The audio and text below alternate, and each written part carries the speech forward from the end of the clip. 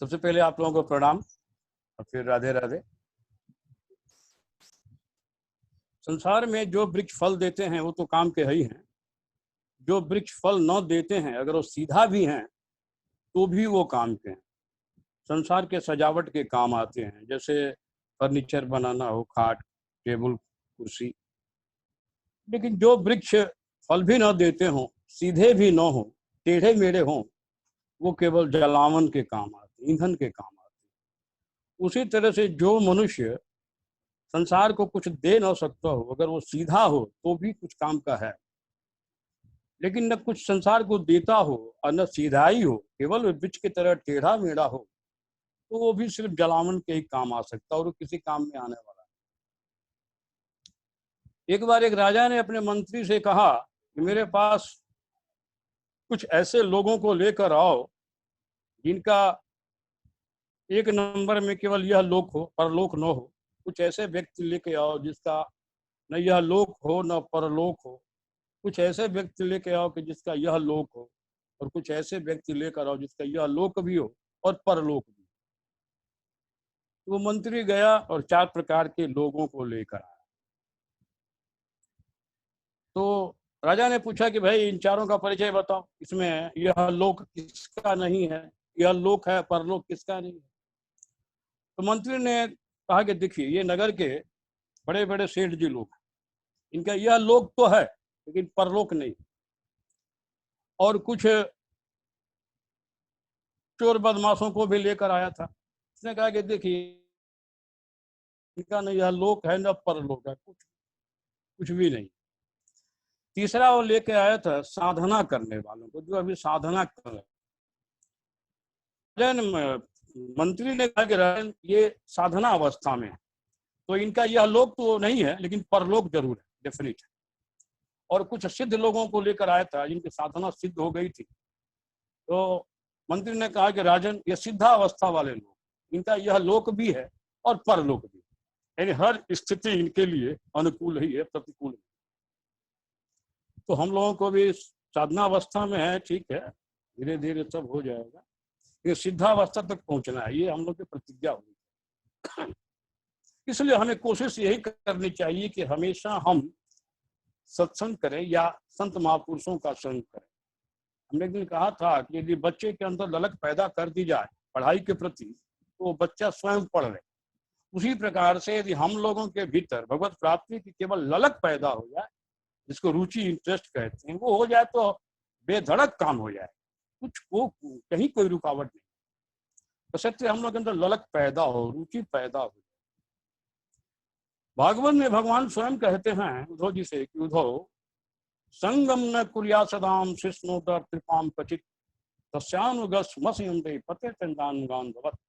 कहते हैं कि उद्धव, जो व्यक्ति अज्ञानी हो, जिसके पास थोड़ा बहुत भी ज्ञान न हो, उसको ऐसे व्यक्ति के पास बैठना ही नहीं चाहिए जो केवल अपने इंद्रियों को भोग देकर तृप्त करने में, सुख देने में लगा हुआ हो, पेट भरने में लगा हुआ। ऐसे व्यक्ति के पास उसे नहीं बैठना चाहिए। ऐसे व्यक्ति का अनुगमन करने वाले का, बात मानने वाले का वही हश्र होता है जो एक अंधे के सहारे चलने वाले अंधे का, अर्थात उसे घोर अज्ञान अंधकार अर्थात नरक में जाना पड़ता है। जैसे एक अंधा आदमी पहले से खड़ा था और एक अंधा आदमी बोलते हुए आ रहा था, अंधे को पार लगा दो, अंधे को पार लगा। तो जो आदमी पहले से, जो अंधा पहले से खड़ा था, वो सोचा ये जो अंधा बोलते आ रहा है, ये तो जानता नहीं है कि हम भी अंधे हैं। तो उसने क्या किया है कि उस अंधे से कहा कि अरे अंधे, मेरा हाथ पकड़ ले, मैं तुझे पार लगा दूं। और वो बेचारा विश्वास करके हाथ पकड़ लिया। थोड़ी दूर तो लेके गया, थोड़ी दूर ले जाने के बाद एक गहरा कुआं था, उसमें वो खुद भी गिरा और उस अंधे को लेकर भी गिरा। तो हमें अपने विवेक दृष्टि का थोड़ा इस्तेमाल करना होगा कि कहाँ हमें बैठने से लाभ है। संतों का चिल्लाने का कारण क्या है? संतों के समाज के लिए वो सब चिल्लाते हैं, संतों का उसमें कोई लाभ नहीं। लेकिन एक अंधा आदमी कुएं की तरफ जा रहा है, अगर आंख वाला आदमी देखकर उसे नहीं बता रहा है तो उस आंख वाले आदमी को पाप लगेगा। अगर वो बताने के बाद भी वो अंधा आदमी जा रहा है, कुएं में गिर के मर रहा है, तो बताने वाले को पाप नहीं लगेगा। इसलिए संत समाज जो है वो हमेशा चिल्लाते रहते हैं, बताते रहते हैं मार्ग में, बिना जाने भी मार्ग बताते हैं। भागवत में एक बड़ा प्यारा श्लोक और भी है। भगवान स्वयं उद्धव जी से कहते हैं कि उद्धव, अदंत चैकम फलमसि गृद्धा ग्रामे चरा एक मरण्य वासा हंसा ये एकम वही रूप मिजय माया मयम वेद स वेद। भगवान कहते हैं कि उद्धव, जो गृहस्थ केवल रूप रस गंध माने इंद्रियों को भोग देकर सुखी करने में लगा हुआ है, कामना से भरे होने के कारण वो गिद्ध के समान होता है। उसे संसार रूपी वृक्ष का केवल दुख रूपी फल भोगना पड़ता है, क्योंकि वह अनेक प्रकार के कर्मों के बंधन में फंसा रहता है। उसके कर्म समाप्त होते ही नहीं। आगे भगवान कहते हैं कि उद्धव, जो परमहंस कामनाओं से विरक्त हैं, राजहंस के समान इस संसार रूपी वृक्ष का सुख रूपी फल भोगते हैं। आगे भगवान कहते हैं कि उद्धव, वास्तव में तो मैं एक ही हूँ, यह पूरी सृष्टि माया मेरा अनेकों प्रकार का रूप है, यह मिथ्या है, मायामय है। जो इस बात को गुरुओं के द्वारा समझ लेता है, वो वेद के असली रहस्य को जान लेता है। हमारे संसार में पढ़ने और आने जाने की कारण केवल संसार का चिंतन है। ये भगवान स्वयं भागवत में उद्धव जी से कहते हैं। भगवान कहते हैं कि उद्धव, अर्थ है ध्यायतो विषयान स्वप्ने नर्था गमो यथा। भगवान कहते हैं कि उद्धव, विषयों के सत्य न होने पर भी देखिए, यहाँ भगवान खुद असत्य कह रहे हैं। भगवान कह रहे हैं कि सारे संसार जो दिखाई पड़ रहा है टोटल का टोटल असत्य। अर्थात जिस मिट्टी से घड़ा बना हो, सुराही बना हो, कुल्हड़ बना हो, सब के सब असत्य, मिट्टी केवल सत्य। उसी प्रकार भगवान कहते हैं कि मुझसे ये सारी सृष्टि बनी है, ये सारी सृष्टि असत्य, केवल मैं सत्य हूँ। भगवान ने यहाँ तक कहा है, आदि मैं हूँ, अंत मैं हूँ, इसलिए मध्य भी मैं हूँ। कुछ नहीं था तो मैं था, कुछ नहीं रहेगा तो मैं रहूंगा। जो ये बीच में दिखाई पड़ रहा है, ये कोई दूसरी वस्तु नहीं आ गई, क्योंकि पहले थी ही नहीं। गीता में भी भगवान ने कहा है ना, दूसरे अध्याय के 16वें श्लोक में कहा है, ना भाव विदते सतः। सत्य वस्तु कभी समाप्त नहीं होती और असत्य वस्तु की कोई सत्ता ही नहीं, वो केवल परिलक्षित होती है। माया जो है ये भासमान सत्ता है नहीं, और संसार में जितनी चीजें दिखाई पड़ रही हो सब माया, सब नश्वर है। तो माया भासमान सत्ता है नहीं, ईश्वर विद्यमान सत्ता है, दिखाई नहीं पड़ते हैं। और यही ईश्वर की विलक्षणता है कि खुद को छिपा कर जो नहीं है उसको प्रदर्शित करना। तो भगवान कहते हैं कि विषयों के सत्य न होने पर भी उद्धव, जो केवल विषयों का चिंतन करता रहता है, उसकी जन्म मृत्यु परंपरा कभी समाप्त ही नहीं। जन्म और बंधन का जो परंपरा है वो समाप्त नहीं होती। अर्थात ये चिंतन जब हटेगा हमारा, तभी हमारा काम होगा। जो चिंतन हमारा संसार का चल रहा है, वही चिंतन जब ईश्वर का चलने लगेगा हमेशा, तब समझिए कि हम जीते जी मुक्त हो गए। तो यही भगवान कह रहे हैं कि जिस प्रकार से स्वप्न से जागे, अर्थात निज जब तक नहीं खुलती है, तब तक स्वप्न की जो अनर्थ परंपरा है वो उसको हम सही मानते रहते हैं, लेकिन जब जग जाते हैं उसी प्रकार से वो परंपरा समाप्त हो जाती है। ठीक उसी प्रकार से असत्य वस्तु का जब हमें ज्ञान हो जाएगा, तो हमारा भी समस्या का समाधान हो जाएगा। तो भगवान कहते हैं कि विषयों के सत्य न होने रहता है उद्धव, उसकी जन्म मृत्यु परंपरा कभी निर्मित नहीं होती है।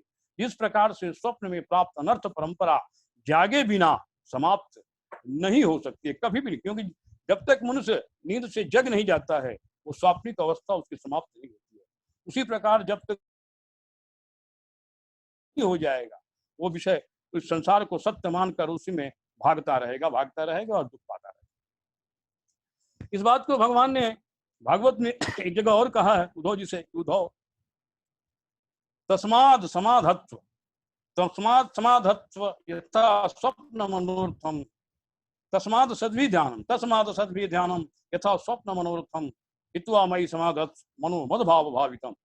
भगवान उद्धव जी से कहते हैं, अरे उद्धव, तुम तो खुद विद्वान हो, समझदार हो भाई, तुम इस बात को समझो कि सारा संसार ही मिथ्या है, मायामय है, केवल मैं सत्य हूँ। इसलिए तुम चारों तरफ से अपने मन को हटाकर केवल मुझ में लगा। ये भगवान ने भागवत में कहा।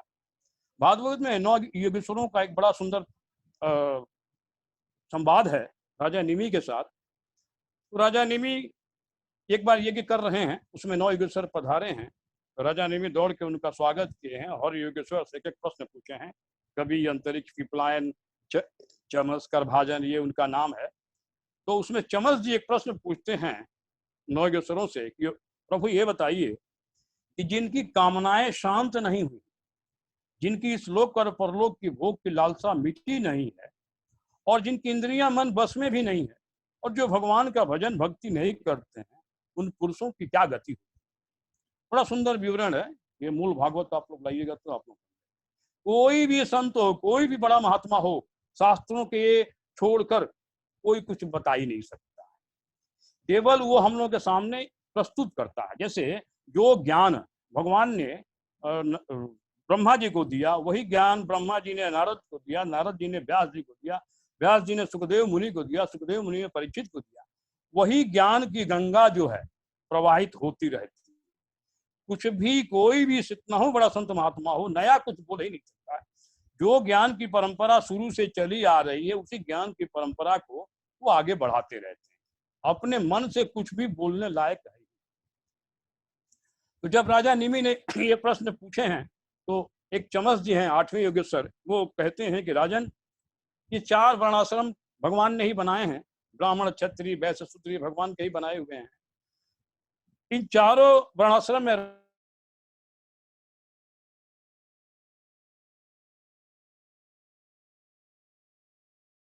अपने को निम्न मिले जाते। आगे चमस जी कहते हैं कि इसमें कुछ कर्मकांड के, जैसे हमारे वेदों में क्या है कि 1 लाख मंत्र, 1,80,000 मंत्र कर्मकांड के ही, 16,000 मंत्र उपासना कांड के, भक्ति कांड के हैं, और 4,000 जो श्लोक हैं, मंत्र हैं, वो ज्ञान कांड। तो सारा वेद जो है कर्मकांड से भरा हुआ। 80,000 मंत्र आप लोग सोच सकते हैं, ये 80,000 मंत्र जिस कर्मकांड में हो, कर्मकांड की व्यवस्था करता हो, क्या हाल चाल। तो भगवान चमस जी कहते हैं कि जो कर्मकांड में ही केवल फंसे हुए हैं, केवल स्वर्ग को ही अपना परम सुख मान लेते हैं, वह मूर्ख कर्म के रहस्य को जानते ही नहीं। वे खुद को ज्ञानी तो मान लेते हैं, लेकिन उनके पास 1% भी ज्ञान है। आगे कहते हैं जो भगवान श्री कृष्ण से अपने को विमुख करके रखा है, जो केवल शरीर और स्त्री पुत्र धन संपत्ति में अपने को आसक्त करके रखा है, वो तो मृत्यु का शिकार है। वो जानता ही नहीं कि सब कुछ हमें एक दिन छोड़ देना, नहीं समझ पाता है। तो भगवान की भक्ति में कभी लग ही नहीं सकता है, वो उसी में सुख पाने का हमेशा चेष्टा में लगा है। तो जो इन चीजों का त्याग करके भगवत भावना की भाव से जुड़ता नहीं है, संतों का संग नहीं करता है, भक्ति नहीं करता है, तो उस मनुष्य का केवल एक ही गति होती है कि उसे घोर नरक में जाना पड़ता है। सब कुछ छोड़कर उसे नरक में जाना पड़ता है। तो कहने का मतलब यही हुआ कि हमें हमेशा ही निरंतर सत्संग में लगे रहना चाहिए और संतों के बातों को ग्रहण करते रहना चाहिए। अब गीता में आते हैं, क्योंकि मूल गीता फिर हम लोग के पास चल रहा है, तो गीता का 6वां अध्याय चल रहा था। इसमें आप लोग 15, 7, 22 ये 3 श्लोक आप लोग देख लीजिएगा। वैसे 27, क्योंकि 15, 7, 22 बड़े 27वां श्लोक में चल रहा हूँ। 27वां श्लोक में भगवान कहते हैं, प्रशांत मनसम है नम योगिनम सुखमुत्तमम उपैति शांत रसम ब्रह्मभूतम कलमशम। देखिए भगवान यहाँ पर भी वही बात कर रहे हैं। भगवान कह रहे हैं कि अर्जुन, जिसका मन परम शांत हो गया है, जिसकी इंद्रियां बस में हो गई हैं, और जो पाप से रहित हो गया है, उसी योगी को उत्तम आनंद प्राप्त होता है। अर्थात क्या होता है, भक्ति सारे पापों को जलाती है। भगवान ने भागवत में क्या कहा है, अन्य साधनों से जनलोक, महलोक, स्वर्गलोक, तपलोक, सत्यलोक, ये सब मिलता है। मेरी भक्ति मुझे मेरा परम धाम दिला सकती, केवल मेरी भक्ति से ही परम धाम पाया जा सकता है। उन्होंने भागवत में कह दिया, भक्त्या हम एक आग्रह यशोधा आत्मा प्रियसुताम। तो 27वें श्लोक में भगवान कहते हैं, 6ठे अध्याय के 27वें श्लोक में, कि जिनका मन परम शांत हो गया है, जो पाप से रहित हो गया है, और जिनकी इंद्रियां वश में है, वो उत्तम आनंद को प्राप्त होता है। 28वें श्लोक में भगवान फिर कहते हैं, युंजिनेवम सदात्मानम योगी विगत कलमश, युंजिनेवम सदात्मानम योगी विगत कलमश सुखेन ब्रह्म संस्पर्शमत्यंतम सुखमस्ति। वह योगी जो पाप रहित हो गया है, निरंतर अपनी आत्मा को मुझ में लगाता हुआ, यानी आत्मा को परमात्मा में लगाता हुआ, अक्षय आनंद को प्राप्त करता, अक्षय आनंद का अनुभव करता था। वो आनंद, जिस आनंद की हमें तलाश है, वो आनंद कभी समाप्त नहीं, विच्छेद नहीं किया जाता। यानी हमारी अंतरात्मा यदि भगवान से जुड़ गई, मन जुड़ गया, तो वो आनंद पाने में जरा भी देर नहीं, जिस आनंद को पाके हम शांत तृप्त हो सकते। इसलिए गीता में भगवान ने कहा है, मयो मनाधत्त मयि बुद्धि निवेश, मन मुझ में लगा, बुद्धि मुझ में लगा। हम लोग तो मंदिरों में जाते हैं तो शरीर का समर्पण करते हैं, साष्टांग जो प्रणाम करते हैं या सर झुकाते हैं, तो वो शरीर का समर्पण हुआ, वो मन का, बुद्धि का समर्पण नहीं। भगवान मन का, बुद्धि का समर्पण मांग रहे हैं, तब जाके हमारा काम। तो भगवान आगे 30वें श्लोक में कहते हैं, ये बड़ा फेमस श्लोक है, इसको आप लोग जानते हैं, युमाम पश्यति सर्वत्र सर्वम च मयि पश्यति तस्य हम न प्रणश्यामि स च मे न प्रणश्यति। भगवान कहते हैं कि सब भूतों में, सब जीवों में मुझे देखता है, अब सब जीवों को मुझ में देखता है, वह मेरे लिए अदृश्य नहीं होता और उसके लिए मैं अदृश्य नहीं होता। भगवान, इन गुणों को जरा समझने की जरूरत है। भगवान के जो गुण है ना, वो इतने अट्रैक्टिव हैं कि स्वतः मन लग जाता है। जैसे माता रुक्मिणी ने भगवान को कभी देखा नहीं, उनके गान को सुनकर वो उनके तरफ अट्रैक्ट हो गई थी, उनकी भक्ति में लग गई थी, उनको प्राप्त करने की इच्छा जगी। जैसे भागवत में एक श्लोक है, वो श्लोक इतने हैं, उसमें बार बार विचार करना चाहिए कि भगवान क्या कह रहे हैं। भगवान ने कहा है उद्धव जी से कि उद्धव, न तथा में प्रियतम न आत्मयो निर्न शंकर न शंकर छोड़ो न श्री नई बात सुनना चाहिए था।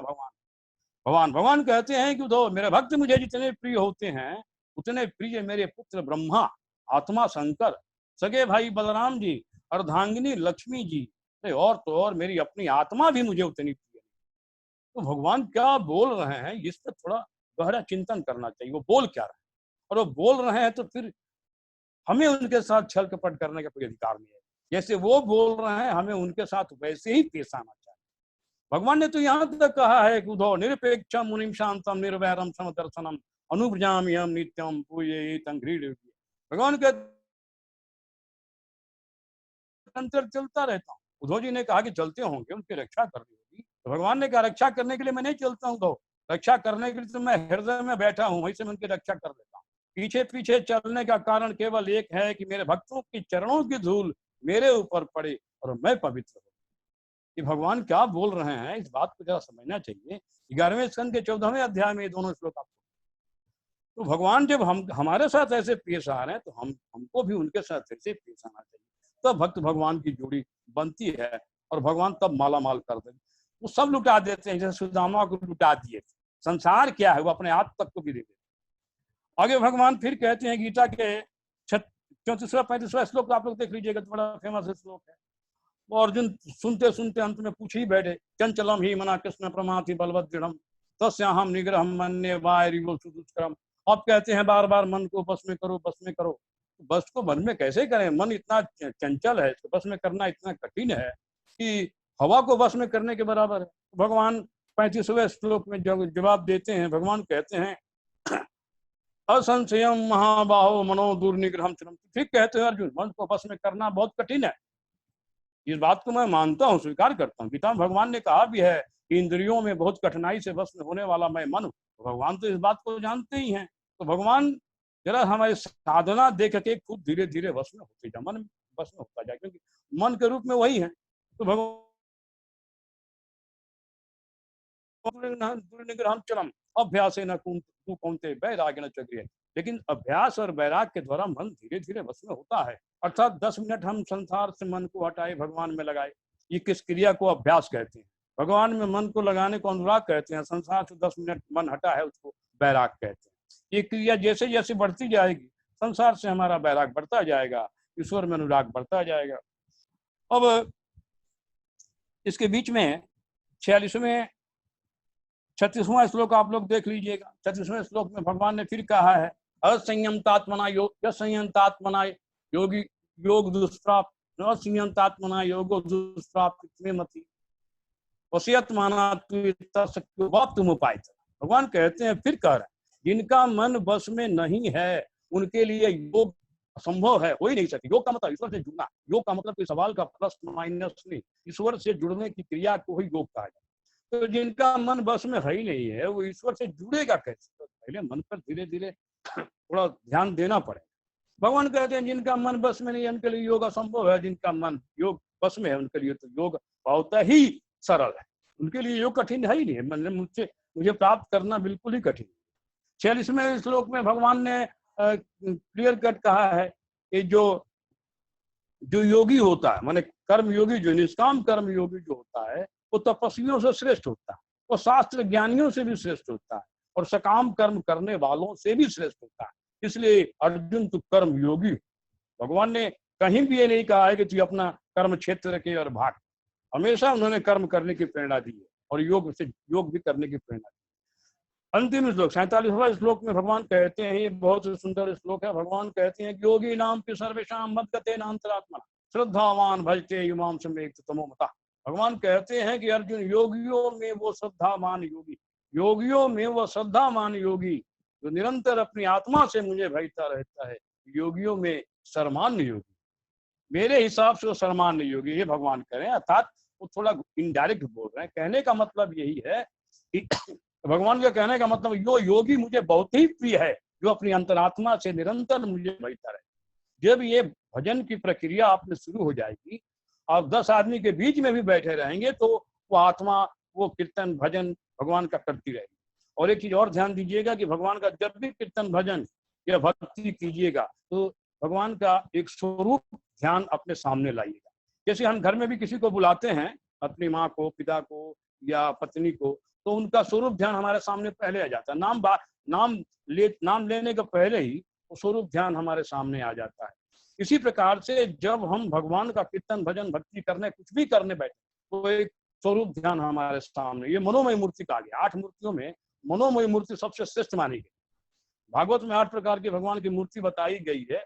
पत्थर की मूर्ति है, काठ की मूर्ति है, तांबे की मूर्ति है, ये मनोमयी मूर्ति है, चित्र पर जो अंकित किया गया है वो मूर्ति है। इसमें श्रेष्ठ मनोमयी मूर्ति बताया गया है।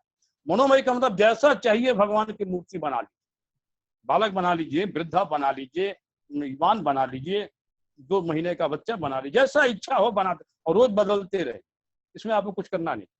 तो जब भी भक्ति करने बैठिए तो भगवान का एक स्वरूप ध्यान सामने में आना चाहिए, ताकि मैं उनको सुना रहा, भगवान आपको मैं ये सारी चीजें सुना रहा हूं। तो आज के लिए इतना ही। राधे राधे। और कोई